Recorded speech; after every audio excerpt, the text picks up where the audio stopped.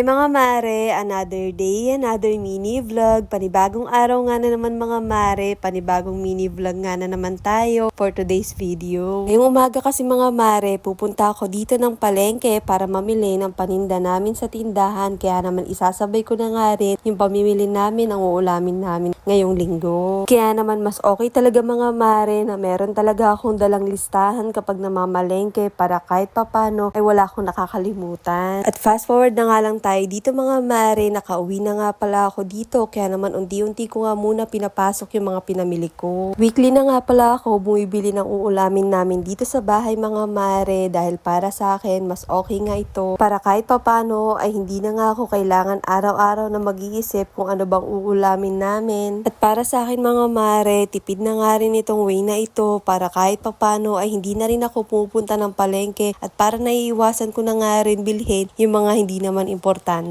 Lalo na nga sa sobrang mahal nga ng bilihin ngayon mga mare, kaya naman ang budget ko nga lang sana dito ay 1,000. Dahil tatlo lang naman kami dito sa bahay mga mare, 2 adult at 1 toddler. At eto na nga pala mga mare, yung 1 week ulam namin at ang total na nagastos ko nga sa expenses dito ay 1,095. At para maiwasan nga yung pagkasira kagad ng gulay dito mga mare, ang ginagawa ko ay inuuna ko nga dito yung may mga gulay. At eto na nga pala mga mare, lahat ng mga pinamili ko, kaya naman aayusin ko na nga rin to isa-isa para ipasok na nga rin sa ref. At dahil konti lang naman kami dito sa bahay mga mare, minsan nga mahigit 1 week pa nga ito inaabot itong budget na ulam namin dahil kung minsan kapag may natitirang ulam ay nilalagay ko pa nga sa ref at inuulam pa nga namin ito kinabukasan. At ang lulutuin ko nga rin ngayong araw mga mare ay sinigang na hipon para kahit papano etong mga gulay ay fresh pa. At dito ko na nga rin inilagay yung mga ibang ulam mga mare dahil dun kasi sa kabilang ref ay puno na nga at wala ng space. Kinahaponan nga pala mga mare, magluluto nga rin ako dito ng ube halaya dahil meron kasi ako nakitang nagbebenta sa online ng ube kaya naman bumili na nga rin ako. Dahil favorite ko rin kasi itong ube halaya mga mare kaya naman nag-search nga ako sa YouTube kung paano ba gawin ito at nakita ko madali lang din naman, maproseso nga lang yung pagluluto nito dahil kailangan halu-haluin nga ito. Pero okay lang din naman mga mare basta pag gusto mo talaga yung pagkain na lulutuin mo, walang mahirap pagdating nga sa'yo. At bago nga ako matulog mga mare, pinakuluan ko na nga pala ito, kaya naman ng pagkagising ko, ay eto, binalatan ko na nga at medyo kinayad ko na nga para nga maging ganito yung itsura niya. At habang nakikita ko nga ito kahapon mga mare, ay tuwang-tuwa nga ako dito dahil nga kitang-kita nga dito na talaga namang ubing-ubi nga siya. Hindi na nga kailangan gumamit ng food coloring dito mga mare dahil ube talaga yung ginamit nga natin dito. At natapos ko na nga rin dito gayatin nga mga mare, kaya naman eto habang maaga ay uumpisan ko na nga magluto dito dahil medyo matagal nga ito lutuin. At naglagay na nga kaagad ako dito mga mare ng isang gata at 1/4 na asukal dahil sabi nga dun sa napanood ko na yung gata nga daw yung magpapasarap nga dito sa ube halaya. At nilagay ko na nga kaagad dito yung ube mga mare at sinabay ko na nga rin dito yung evap at yung condense. Ayun lang naman yung ingredients nga na nilagay ko dito mga mare. Kailangan sa pagluto nga lang nito ay tuloy-tuloy nga lang yung paghalo dito sa mahinang apoy. Nung una nga mga mare ay medyo okay pa nga ako dito na naghahalo pero nung kinakatagalan talaga ay nako, sobrang sumakit talaga yung braso ko kakahalo nga dito. Kaya naman habang tumatagal nga mga mare ay kaliwaan na nga yung ginagamit kong panghalo dahil habang tumatagal din ay medyo nararamdaman mo na rin talaga yung bigat niya. Pero okay lang din naman sa akin mga mare dahil isa rin talaga ito sa mga hilig ko ang magluto nga kahit hindi ko pa nga naluluto yung talagang potahe talagang pag-aaralan ko talaga lalo na nga kung gusto ko nga ito. At wala namang mahirap sa pagluluto lalo na nga kung alam mo sa sarili mo kung ano nga yung lasa ng lulutuin mo. Kahit first time ko nga lang magluluto ng ube halaya mga mare, masasabi ko na okay naman siya at nakuha ko naman din yung lasa nga na gusto ko pero meron talaga akong isang lasa nga na gusto kong gayahin nung natikman ko nung nasa Caloocan pa ako. Kaya naman sa December talaga ay plano ko nga rin na ulitin nga ulit gumawa nitong ube halaya hanggat makuha ko talaga yung lasa nga na gusto ko. At tapos na nga pala ito mga mare at ang huli ay naglagay na nga lang ako dito ng butter.